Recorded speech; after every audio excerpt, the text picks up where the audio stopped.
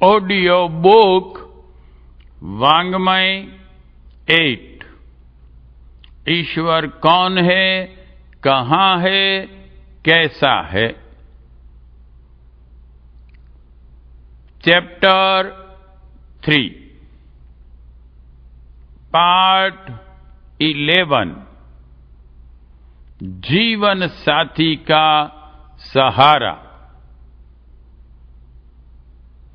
उपासना के माध्यम से जब हम परमात्मा को अपने भीतर और बाहर समाया देखते हैं, अपना सखा, स्वामी, मित्र और घनिष्ठ आत्मीय मानते हैं, तो स्वभावतः हमारा साहस असंख्य गुना अधिक बढ़ जाता है।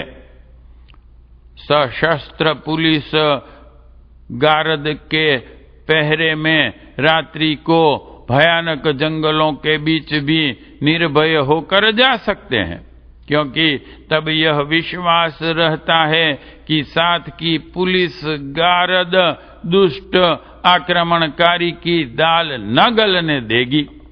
इसी प्रकार अनंत सामर्थ्य संपन्न परमेश्वर को जब हम हर घड़ी अपने साथ देखते हैं और अपना विश्वास पात्र मित्र मानते हैं, तो हर प्रकार के भय से छुटकारा मिल जाता है। भय ही आत्मिक अशांति का कारण है। निर्भयता के बराबर और कोई सुख नहीं। जो निर्भय हैं, निश्चिंत हैं, जिसे अनंत बलशाली का सहारा है, उसे अपने भविष्य के बारे में आशंका ही क्यों हो सकती है। कुशल ड्राइवर के द्वारा चलाई जा रही रेल में हम सोते चले जाते हैं, तो फिर जीवन की नाव परमात्मा के हाथ में सौंप देने वाले भगवान के भक्त को अपने भविष्य के बारे में कोई चिंता, उद्विग्नता क्यों होगी। सचमुच जो अटूट विश्वास परमात्मा पर रखते हैं और उसकी मर्जी में अपनी मर्जी मिलाकर निश्चिंत रहकर कठोर कर्म करते रहते हैं, ऐसे सच्चे विश्वासियों की नाव वह कभी डूबने भी नहीं देता। पार्ट 11 समाप्त। पार्ट 12 सर्वोत्कृष्ट सत्संग की भूमिका। सांसारिक वातावरण में स्वार्थपरता, वासना, तृष्णा, काम, क्रोध, लोभ, मोह की दुष्प्रवृत्तियां भरी पड़ी हैं। हर घड़ी ऐसा ही सब कुछ हम देखते सुनते हैं, अतः एवं वैसे ही संस्कार भी अपने ऊपर जमते हैं। अपना जीवन क्रम भी उसी ढर्रे पर लुढ़कने लगता है। विशिष्ट, उत्कृष्ट एवं आदर्शवादी मानव जीवन जीने की प्रेरणा तब मिले जब वैसे ही उत्कृष्ट वातावरण या व्यक्ति के साथ रहना हो। यह प्रयोजन उपासना द्वारा पूरा होता है। ईश्वर में कुल श्रेष्ठता ही श्रेष्ठता है।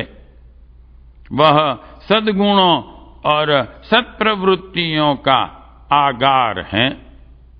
निरंतर श्रम, निस्वार्थ उपकार, निंदा, स्तुति, हानि, लाभ से परे उदार, क्षमा, स्नेह, करुणा, मैत्री व्यवस्था पर दृष्टिपात करें तो उसमें सर्वांग पूर्णता मिलेगी। उपासना के समय ईश्वर का जप ध्यान करते हुए उसकी महिमा एवं गरिमा का भी ध्यान रखना पड़ता है। उससे एक ऐसे श्रेष्ठ सत्संगी की आवश्यकता पूरी होती है जिसके आधार पर हमारी अंतश्चेतना को उच्च स्तरीय विकास के लिए प्रोत्साहन मिले।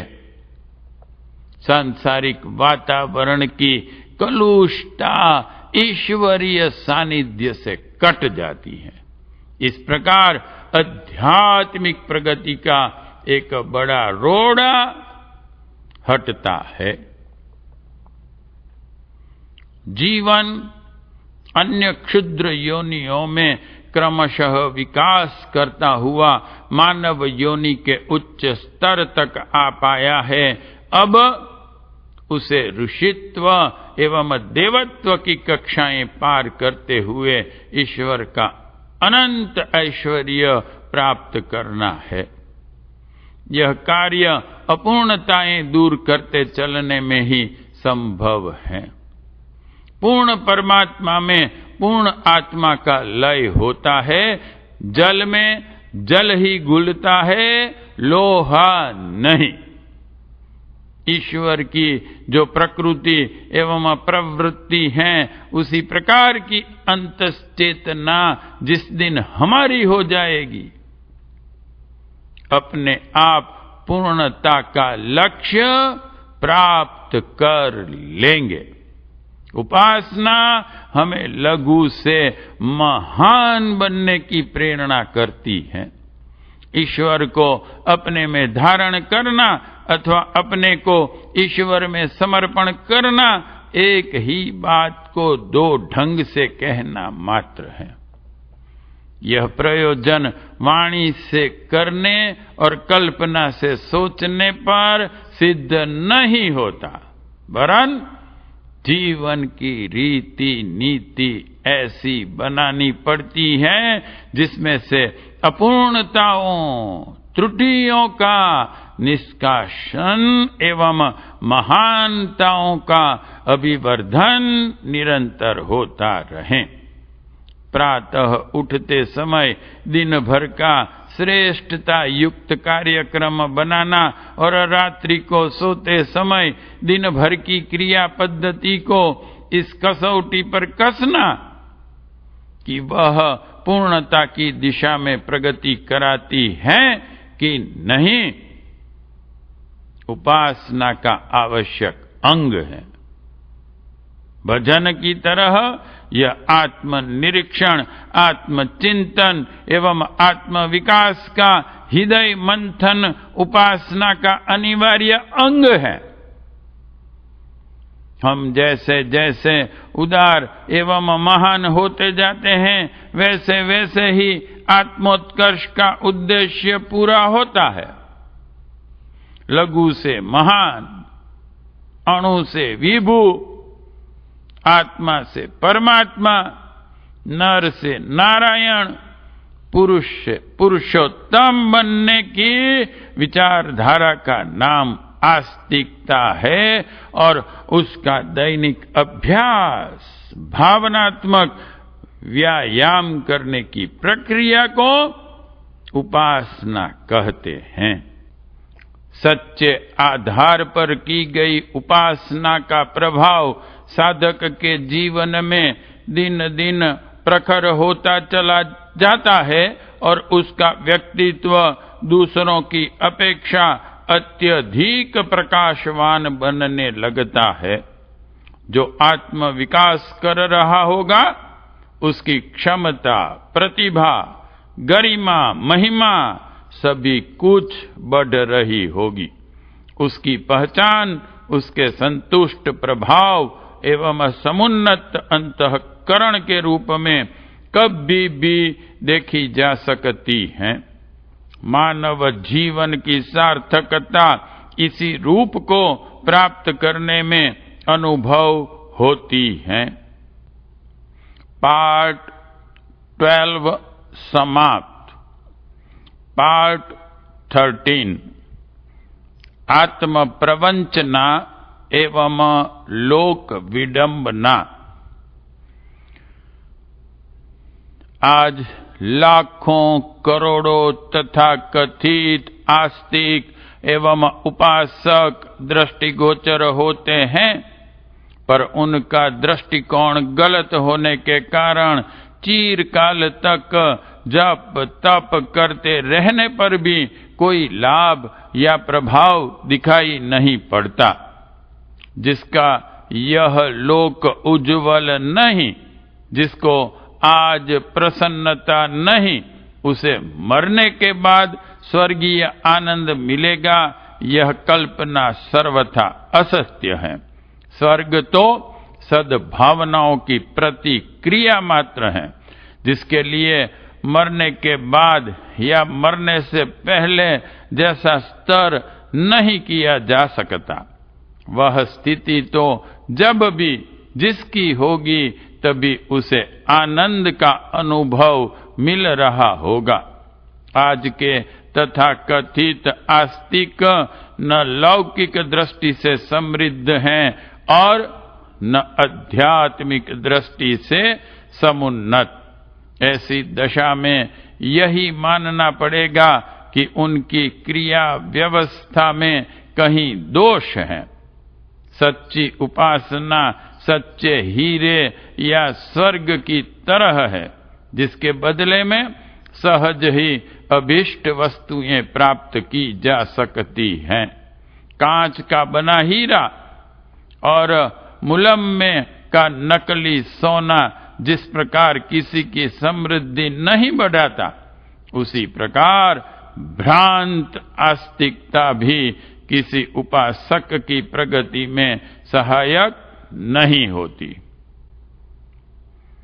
आज लोग 10-20 मिनट जो देव दर्शन, जप, ध्यान, स्तोत्र पाठ, वंदन, अर्चन में लगाते हैं, उसके पीछे निकृष्ट प्रयोजन काम करते रहते हैं।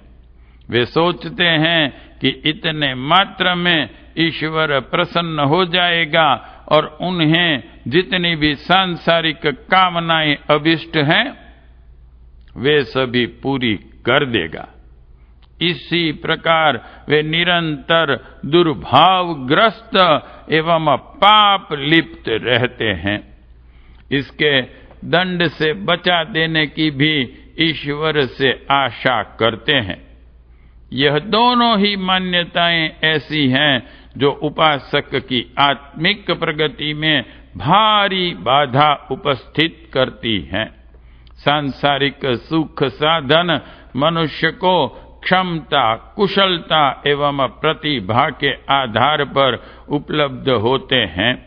अनेक नास्तिक भी अपनी इन विशेषताओं को विकसित करते और मनमाने लाभ उठाते हैं।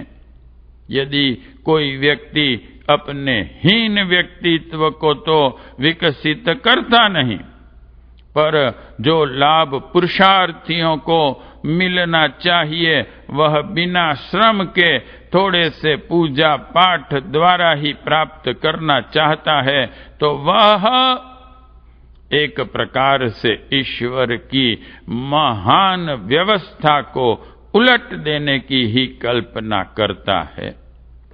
ईश्वर की प्रसन्नता सद्भावनाओं और सत प्रवृत्तियों को बढ़ाए बिना संभव नहीं।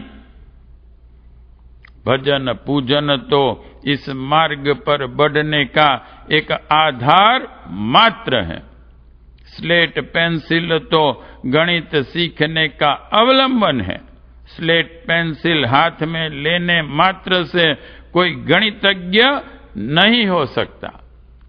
इसी प्रकार माला जप सद्गुणों के विकास का पथ प्रशस्त करती है, तब उससे समृद्धि की परिस्थितियां उत्पन्न होती हैं। यह बीच की प्रक्रिया पूर्ण न की जाए।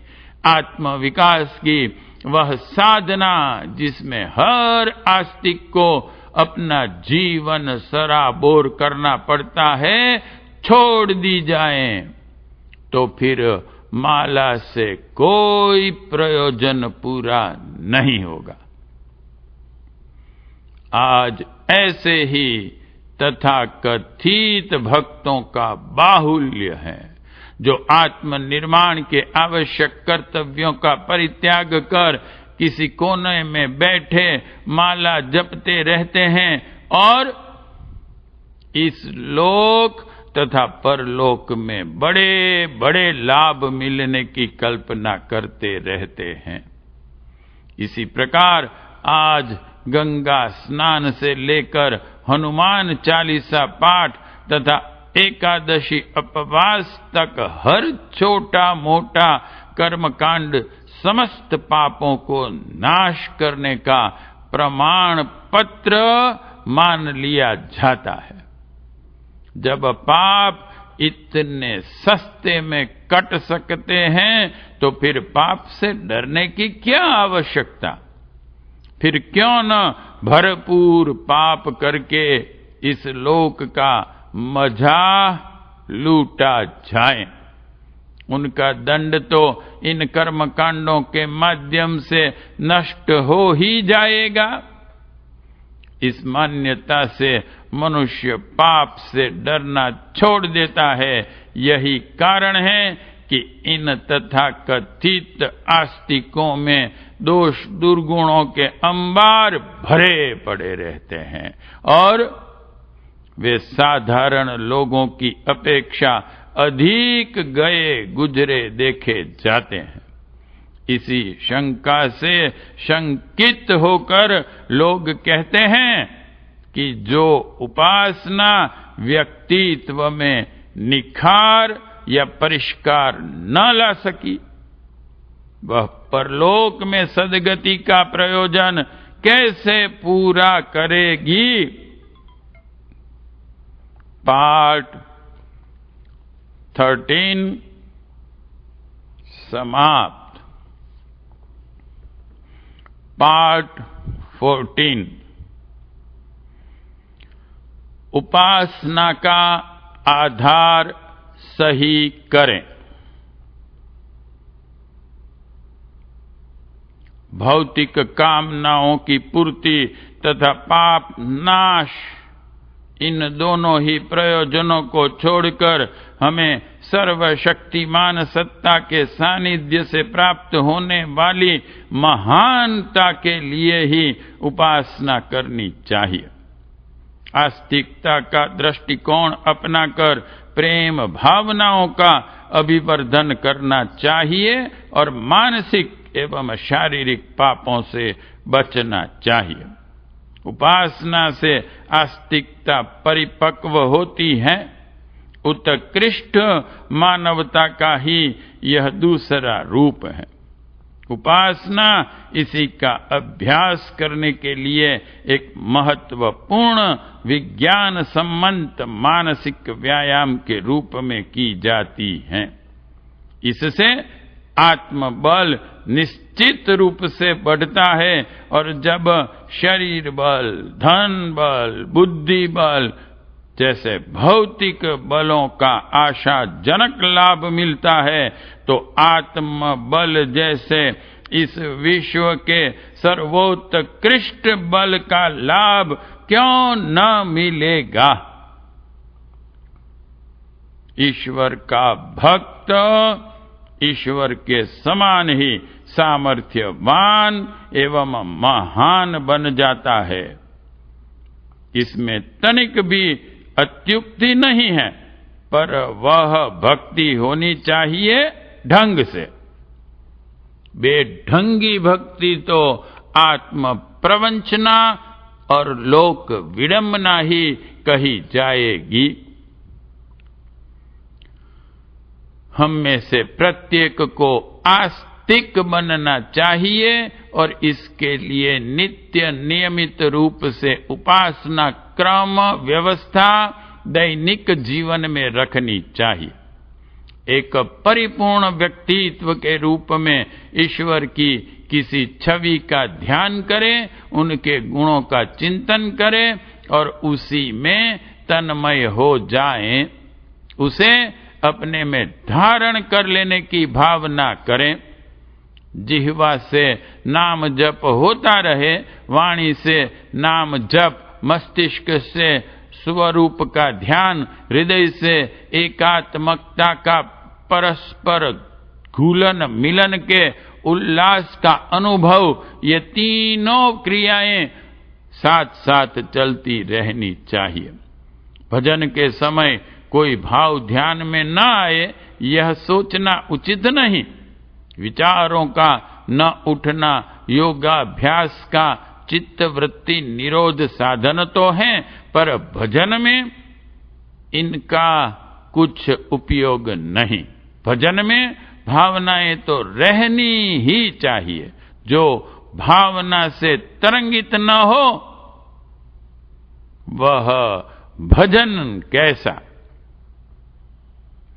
जिन्हें ईश्वर का निराकार स्वरूप प्रिय है, वे उपासना के समय प्रकाश ज्योति अथवा समस्त विश्व ब्रह्मांड का विराट रूप ध्यान कर सकते हैं। जिन्हें साकार स्वरूप प्रिय हैं, वे राम, कृष्ण, शिव, सूर्य, गायत्री, सीता, सरस्वती आदि का ध्यान कर सकते हैं। रूप कोई भी हो, उसे पूर्ण ब्रह्म का प्रतीक माना जाए। देवताओं के जो औंधे सीधे चरित्र बताए गए हैं, उनसे इष्ट ध्यान का कोई संबंध न जोड़ा जाए, अन्यथा वे देव दोष हम में भी आने लगेंगे। पाठ 14 समाप्त। पाठ 15 आस्तिकता और समाज कल्याण। आस्तिकता की भावना का एक महत्वपूर्ण और उज्जवल पहलू समाज कल्याण की भावना का प्रसार भी है। नास्तिक मनुष्य के उच्छृंखल हो जाने की संभावना अधिक रहती है, जबकि भगवान पर विश्वास रखने वाला व्यक्ति दुष्कर्मों से बचने की न्यूनाधिक प्रेरणा किसी न किसी रूप में पाता ही रहता है और उससे प्रायः लाभ भी उठाता है। आस्तिकता का वास्तविक तात्पर्य होता है अन्य मनुष्यों को एक ही भगवान का पुत्र मानकर उनके साथ भातृत्व की भावना रखना। यद्यपि विदेशों के कितने ही दार्शनिकों तथा आंदोलनकारियों ने भी, जो ईश्वर पर विश्वास नहीं रखते, भातृभाव के सिद्धांत का प्रतिपादन किया है, पर ऐसी बातों का प्रभाव लोगों की अंतरात्मा पर नहीं पड़ता। परिणाम यह होता है कि भातृभाव और समता का नारा लगाते हुए भी वे स्वार्थपरता की अनुचित प्रवृत्ति से ऊंचा नहीं उठ पाते।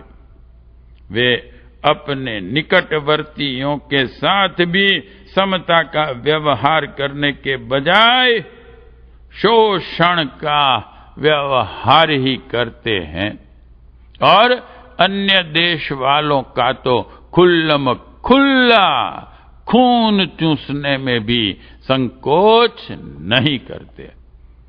पर जिस व्यक्ति का ईश्वरीय शक्ति पर विश्वास है और जो मानव मात्र में एक ही आत्मा के विद्यमान होने में थोड़ा भी विश्वास रखता है, वह दूसरों का उत्पीड़न करने को बुरा समझता है।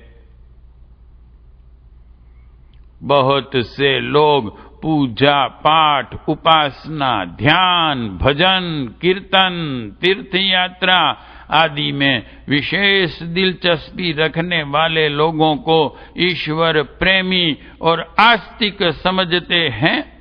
साथ ही जब वे उनको स्वार्थपरता के कारण दूसरे व्यक्तियों के साथ दुर्व्यवहार करते देखते हैं, तो उनकी आस्तिकता के महत्व पर संदेह होने लगता है। इसमें गलती यह होती है कि केवल पूजा पाठ या भजन कीर्तन को आस्तिकता का प्रमाण मान लिया जाता है, जबकि यह उसके बाह्य लक्षण मात्र हैं। जो व्यक्ति इन कार्यों को करते हुए व्यवहार के विपरीत मार्ग पर चलता हो, उसके लिए यही निश्चय कर लेना चाहिए कि या तो वह इन कार्यों का वास्तविक तात्पर्य नहीं समझता और केवल परंपरा का पालन करने के लिए विचार से वैसा करता रहता है, अथवा दूसरी बात यह है कि अनेक लोग जानबूझकर अन्य लोगों को बहकाने के लिए भी ऐसा आचरण करते हैं। वे सोचते हैं कि ऐसा करने से अनजान लोग हमें ईश्वर भक्त समझने लगेंगे और इस प्रकार विश्वास जमाकर हम अपना स्वार्थ सिद्ध करते रहेंगे। इसीलिए आस्तिकता के प्रभाव का निर्णय करने के लिए हमको इन दोनों प्रकार के व्यक्तियों के नकलीपन को अच्छी तरह समझ लेना चाहिए। आस्तिकता की सच्चाई का सबसे पहला प्रमाण यही है कि उस व्यक्ति में लोक कल्याण की आंतरिक भावना हो। जो मनुष्य दूसरों के सुख दुख में हिस्सा बांटता और दूसरों के हित के लिए अपने स्वयं का बलिदान करने को प्रस्तुत रहता है, वही वास्तव में आस्तिकता का अनुयायी माना जा सकता है। इस दृष्टि से हम तो प्रत्यक्ष में ईश्वर उपासना करने वाले पर संसार के उपकार में संलग्न व्यक्तियों को नास्तिक कहेंगे।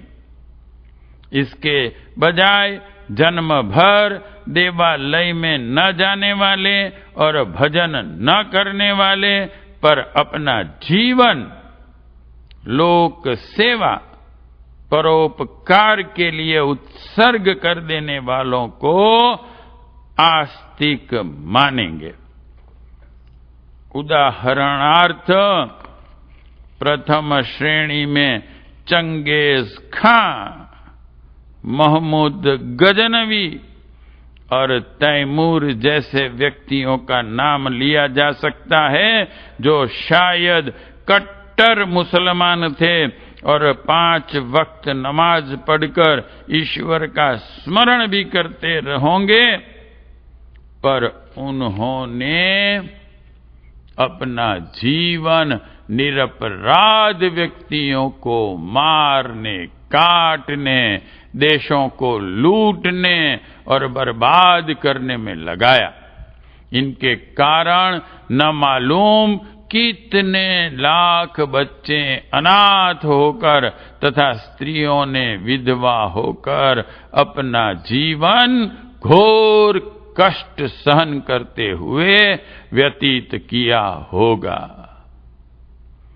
ऐसे लोगों को यदि आस्तिक या ईश्वर भक्त कहा जाए तो यह इस शब्द की विडंबना ही है।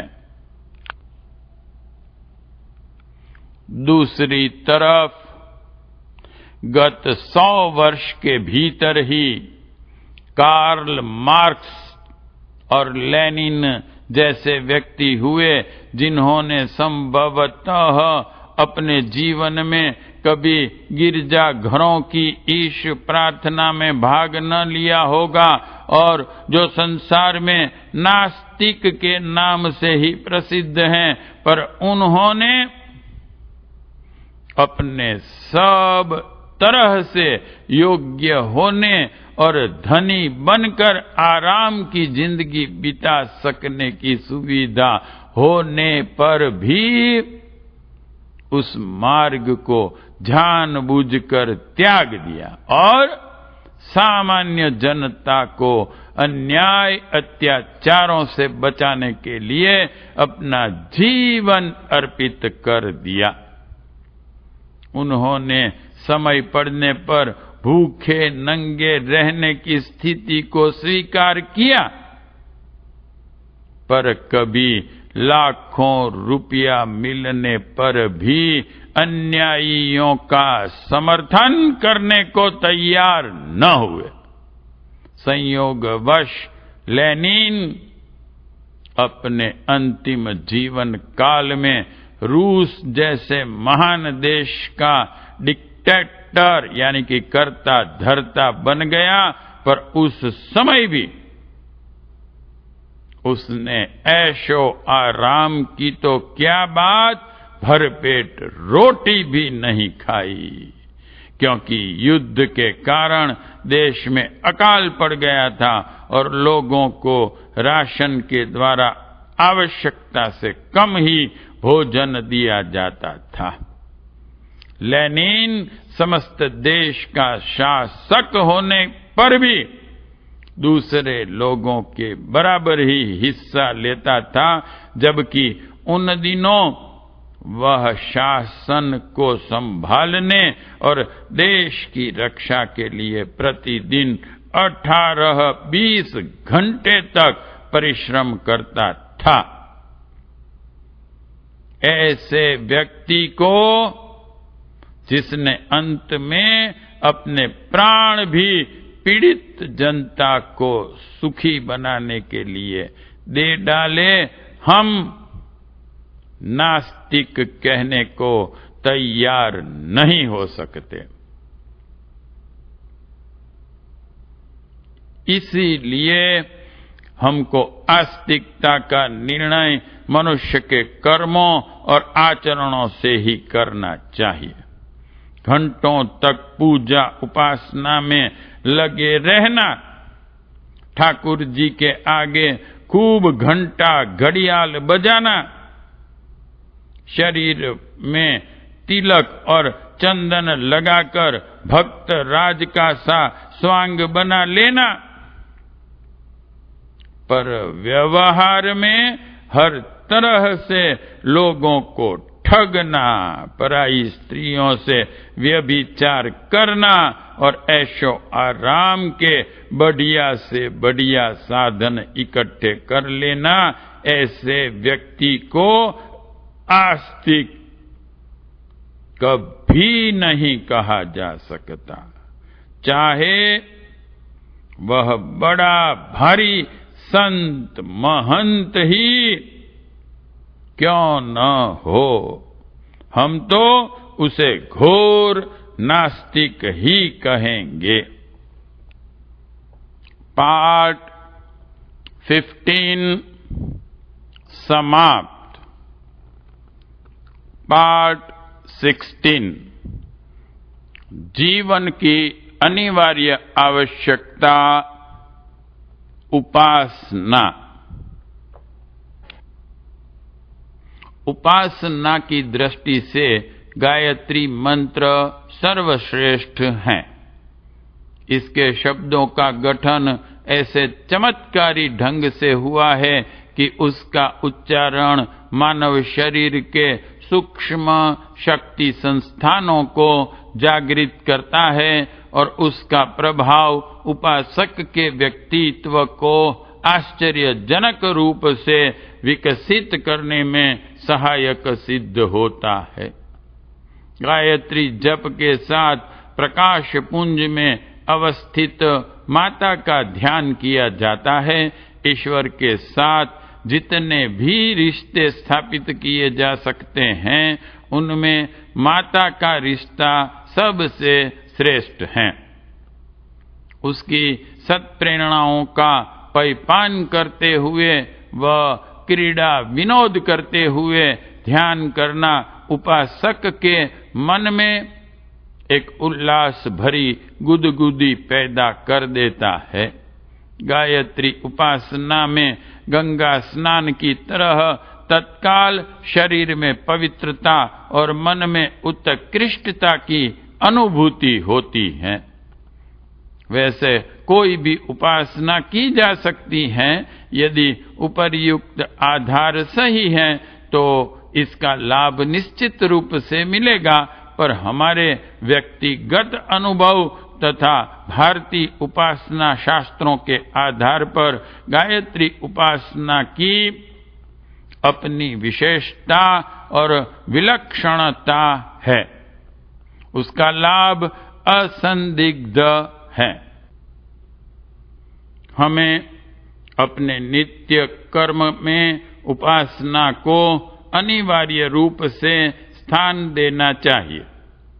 अपने परिवार में प्रत्येक सदस्य को उसके लिए तैयार करना चाहिए। घर में एक पूजा स्थान रहना ही चाहिए। छोटे बड़े सभी को यह आदत डालनी चाहिए कि वह स्नान भोजन की तरह उपासना भी नित्य करें। अपने प्रभाव परिचय के अन्य लोगों को भी इसकी प्रेरणा देनी चाहिए। उपासना आस्तिकता को परिपुष्ट करती है और उसके फलस्वरूप मनुष्य अपने लिए, अपने कुटुंबी संबंधियों के लिए, समाज के लिए बहुत ही उपयोगी बनता है। आत्मिक गुणों का विकास करने वाली उपासना एवं आस्तिकता विश्व शांति एवं मानव कल्याण की सुनिश्चित आधारशिला है। ईश्वरीय सानिध्य की अनुभूति हर एक के लिए हर दृष्टि से श्रेयस्कर ही सिद्ध होती है। नियमित उपासना के लिए शुद्ध स्थान, शुद्ध आसन, शुद्ध पूजा पात्र, वस्त्र एवं शुद्ध शरीर रखने का जितना अधिक ध्यान रखा जाएगा उतना ही अच्छा रहेगा। बीमार, वृद्ध या असमर्थता की स्थिति में जैसे तैसे काम चलाया जा सकता है। यदि परिस्थितियां विपन्न न हो तो यथासंभव अधिक शुद्धता का ध्यान रखना चाहिए। शुद्ध वातावरण में मन शुद्ध रहता है और शुद्ध मन से ही हुई उपासना अंतःकरण को अधिक पवित्र एवं निर्मल बना सकने में समर्थ होती है। जिन्हें कम अवकाश मिलता है वे प्रातःकाल आंख खुलने से लेकर चारपाई से नीचे उतरने तक भगवान का नाम स्मरण एवं ध्यान किया करें। प्रार्थना एक ही करें, हे भगवान, आपने मनुष्य का शरीर दिया पर मनुष्य का अंतःकरण, मनुष्य का दृष्टिकोण नहीं मिला। वह मिल जाए तो आपका अनुपम वरदान मानव जीवन धन्य हो जाता। आप वह बल, साहस और प्रकाश दीजिए जिसमें जीवन की सार्थकता सिद्ध हो सके। इन भावनाओं के साथ भगवान का नाम लेते रहना सब प्रकार से श्रेयस्कर होता है। सायंकाल को सोते समय भी यही प्रार्थना करनी चाहिए कि आज की अपेक्षा कल का दिन अधिक प्रकाशपूर्ण हो। नियमित उपासना के अतिरिक्त हर समय भगवान का ध्यान रखा जाए। उसे 24 घंटे के साथी की तरह विश्वस्त, आत्मीय समझा जाए। उसे प्रसन्न करने के लिए आदर्शवादिता से परिपूर्ण आचरण किया जाए और उन कुविचारों एवं दुष्कर्मों से दूर रहा जाए जिनसे ईश्वर अप्रसन्न होता है।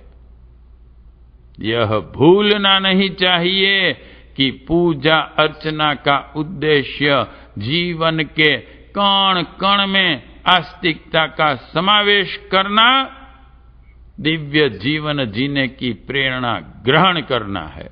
जीवन घृणित एवं अव्यवस्थित बना रहे, तो समझना चाहिए कि हमने प्राण रहित कलेवर मात्र ही पूजा है। आस्तिक व्यक्ति का हर विचार एवं हर कार्य उत्कृष्ट ही होना चाहिए। इस कसौटी पर हम अपनी उपासना को सही सिद्ध करते हुए भजन ध्यान करें तो उससे ईश्वर की सच्ची प्रसन्नता का लाभ मिलना सुनिश्चित है। पाठ 16 समाप्त। चैप्टर 3 समाप्त।